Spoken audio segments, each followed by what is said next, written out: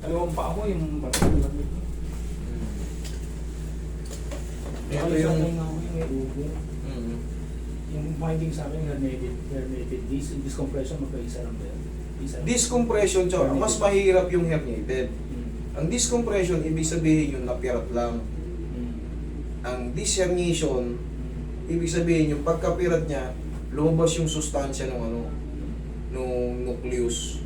Yung nucleus pulposus, yun yung ibig sabihin ng herniation. Kaya ganyan yung nararamdaman mo. Kaya ganyan nararamdaman mo. Yung iba, ang ginagawa dyan, sir, talagang ino-opera, tatanggalin yung sumobra. Okay? Ito yung example ko, di ba? Ito. Yan, yung pinakaloob nito, yun yung ibig sabihin ng herniation. Napunit na to. Ang compression naman, siyempre, compress na pirat. Pero, nananatili siyang strong, kumbaga hindi pa siya napunit ng todo. Yun ang pinagkaiba. Kaya pero matatanggal naman yung impeachment niya. Impingement, hindi impeachment. Yung pagkaipit sa ugat. Yun nga sir, ang ginagawa natin dyan, kaya tinetherapy. Siyempre, kinakapa natin yung maaring unti-unting maghilom kasi gumaganda yung posisyon ng... Pag nagagalaw kasi, gumaganda yung posisyon ng pag nakakapa natin. Malalaman mo naman kasi, may pain pa siya pero kayang-kaya na. Pero kasi may mga pagkakataong konti ganun, ibig sabihin tumatama talaga, masakit. Pero pag talaga hindi na talaga kaya ng katawan mo, kumbaga sobra na sakit, ang ginagawa dyan sir, kinukudlit lang yan, inihiwa, ino-opera na walang kinakabit, kinukuskus lang nila. Dito sa atin. Dito. Meron dito. Tatanggalin lang yung yan binubutas nila. Nakita ko na yung anatomy niyan eh. Tapos tatanggalin lang yan. Natanggal na. Walang yung. Kasi yung iba, Sinasabi sa akin kasi operation, tapos lalagyan ng preso bakal daw. yun po yung talagang standard procedure. Pag marami nang may tama. Pero pag maliit lang, yun yan, kinukudlitan lang yan. Maliit lang na maliit lang siyang operation. May nagpunta niyan dito, dami nang pumunta, babae, lalaki. Pero pag, katulad, medyo bata ka pa. Pero siyempre, magtanong din kayo kung saan banda. Kung saan mas makakamura. Pero sana kayanin ko. Sana kayanin ko. Kahit herniation yan. Tapos yun nga, manatili lang muna yan. Kaso ikaw, nag-a-abroad ka, di ba? Bakbakan kasi sa abroad, kung ano yung hindi ka pwedeng tatamad-tamad dun. Buhat dun eh. Ako, nasanay na rin ako. Ako, galing din ako abroad. Kahit may sakit talaga, mapapalaban ka talaga eh. Yun ang difference pag sa abroad. Lalo kung nasa nasa, kunyari, ang level mo na, nasa Amerika, Canada, US, Japan, Australia, masakit isipin pag pinauwi ka eh. Dahil injury ka, Sir. masakit sa tanggap eh. Sige, paparin mo muna yung Diyos mo, higa ka pakigilid.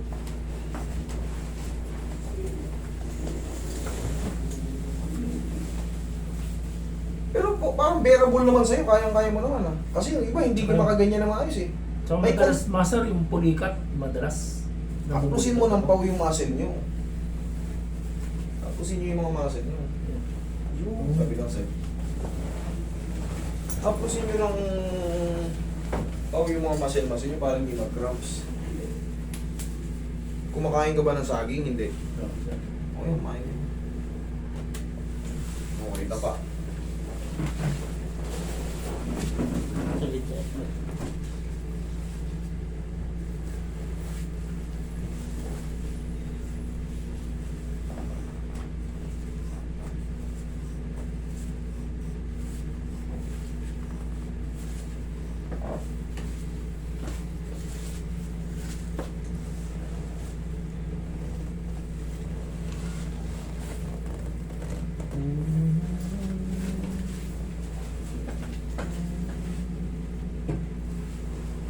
Pag ganitong posisyon, namamanid ka, okay lang. Okay lang. Okay lang. Okay, sige.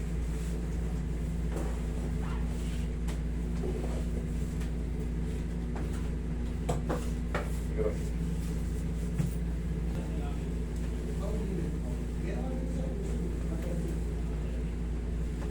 Pag-urot. Hard way pa. Okay. Inhale. Exhale. Po sa inyo. Kailangan nyo yun eh. Ginagawa ko. Para pag nasa abroad kayo, nasa-shuffle siya, hindi siya na-stop. Ang lakas ng nakatukot. Lakas na ba ito? O, kita mo, kahit pa paano, yung movement mo, hindi ka talaga nagsisibir. May pain lang siya kasi nga, ano ba ibig sabihin ng herniation? Ulitin ko lang, sira na po yung ano, may sugat. Pumutok na yung sustansya ng ano. Yun, kaya kahit pa paano, may pain ka ng konti, pero nakakamove ka. Pero Yun ang- lumalakas yung manhid ko sa talampakan. lumalakas yung manhid mo sa talampakan. Ang gagawin mo, elevate mo. Kunyari, pag nasa abroad ka na, siyempre, wala na tayo ron. Ayan. Yan, pag ganyan, komportable. May konti. Konti.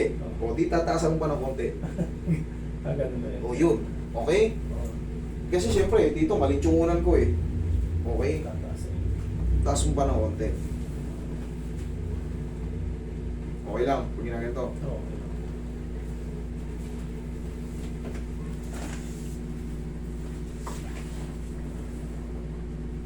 Okay. Sige, upo. Marunong ka naman pala eh. Kumbaga, tingnan mo, nagagawa mo na maayos. Yun naman ang target natin doon eh. Yun ang habol natin. Basta maski ilang beses pwede ba? Hindi. Hindi pwedeng ilang beses? Hindi lang yan. Maximum to lang. Maximum to lang. Maximum. Huwag mong ulit-ulitin kasi baka sumobra ka, maaari kayong mahilo. Totoo lang, nakakahilo yan pagka sumobra. Master, tsaka dito kung may ubong sa tainga. Oo. Baka tubig to eh, wala namang masakit eh. Walang baka tubig to eh. Baka yung sabon. Tinigti, wala ka naman. Sige. Galawin din natin. Pag hindi nawala, kung sino yung naninigarilyo sa inyo, na-adjust naman siya eh. Kung sino yung naninigarilyo sa'yo, pabugahan mo gano'n. Yun. Oo, parang Eh kung wala, maski sila na lang. Kahit hindi, kung may kakilala kang naninigarilyo, kahit hindi ka pa nakakalis sa Pilipinas, Oo. may kilala kang naninigarilyo, Meron. o ipapaano mo siya dyan. Pahipan. Oo, yung usok niya, ipaano mo. Maniwala ka sa akin, malaking bagay. Dati nakakaramdam din ako ng pag-ugong may sakit. Lalo pag nung bata ako, nung Naapekto papasko. yung tulog ko eh. Oo. Yun, paano mo yan? Buga-buga mo lang. Dahan-dahan lang, diba? Iinit yan, matatanggal yung masakit yan. Okay? Salamat. Thank you. Pasensya na ko, Master ah.